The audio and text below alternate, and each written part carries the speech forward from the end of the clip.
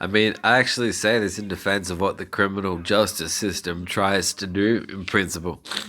Is if you have a criminal case against somebody and you've got a theory that involves concepts of evidence and trace, why is it that because you've been unjustly charged for phoning Triple O because you're not allowed to phone Triple O against the owners of Capital Chemist if they've given you death threats and robbed you?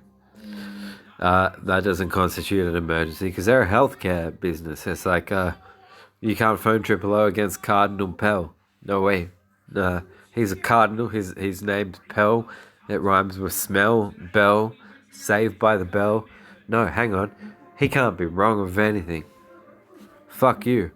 The thing about it is, you spend quite a bit of time in these detention frameworks where what's the principle? All detainees are to be treated equally. Fuck you. I probably hate as many of them as I do of the piggers that work there.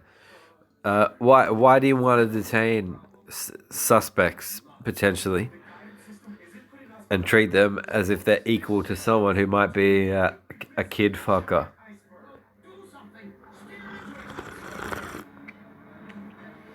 It wasn't Officer Jacob, it was his cigarette smoking comrade who said, if you come here, you can read the Bible. But,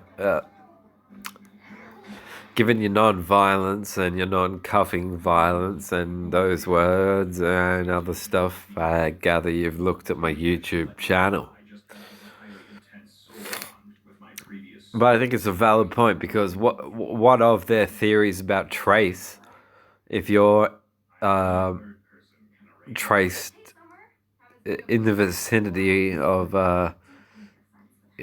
someone who could be impaired and you're locked up in the waiting cell next to their cell, why is the way in which a person is detained not relative to the charges in which they are, suggested or said to have to discuss with a judge of the magistrate? You piggers haven't got it right concerning racism and treating people of all ethnicities equal, but yet you're treating all detainees at the AFP watch house equal.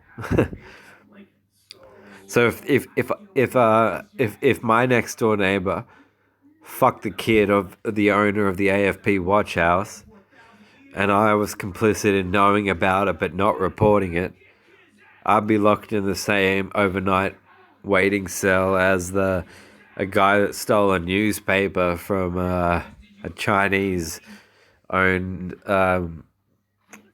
cheap cigarette.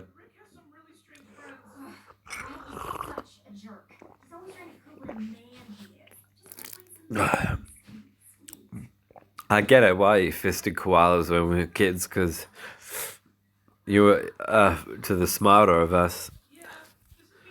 So we could know that you're gonna make us sicker as we get older, because you're fucked in the fucking head. With detention, even overnight detention for sake of being lined up for a video conference with an attorney and a magistrate judge.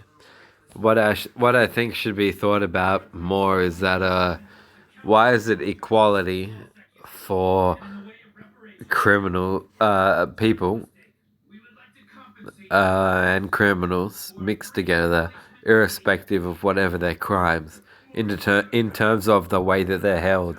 This is what happens when you have police go, aren't I cool? I stuck my hand up the ass of the invisible anus of a koala in front of a bunch of underage children.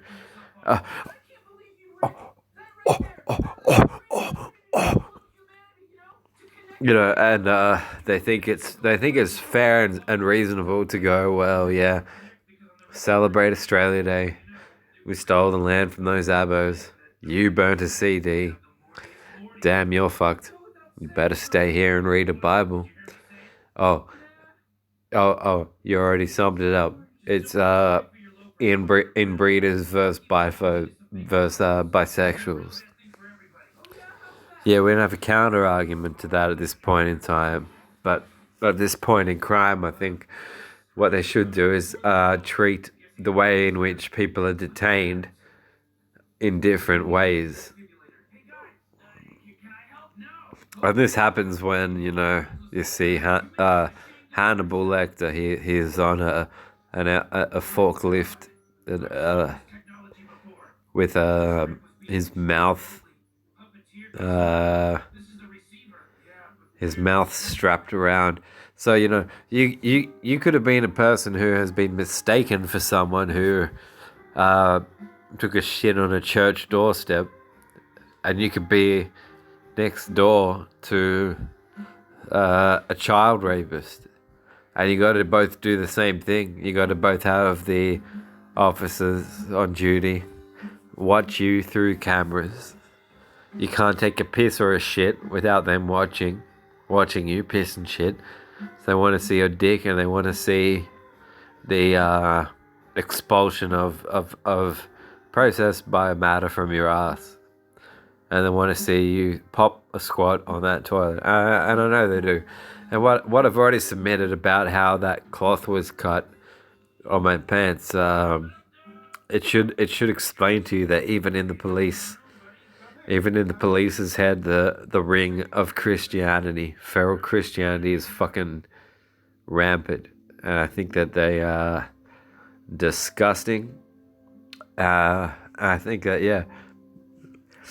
Why is it, if you're not known for doing anything worse than burning a CD, why should you be even momentarily detained in the same fashion as someone who might be up on a child rape charge?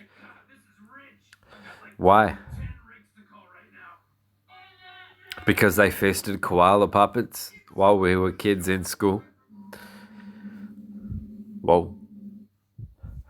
So what I think that was that a lot of us admired puppets and watching the Muppets and Mr. Squiggle. So it was a bit of a mockery of a lot of our childhood entertainment enjoyments, because we knew the koala was an endangered species. We knew that they are marginalised and that they're native to Australia, and that much like white Australians, who I'm against, killing the Aborigines off, the koala is in a sense a species that parallels the same plight on account of white Australia, Australia. And so I think that what they wanted to do was take the Muppets from you that day in class. Take Mr. Squiggle from you. Rolf Harris, did he do anything with puppets? No. I can't remember.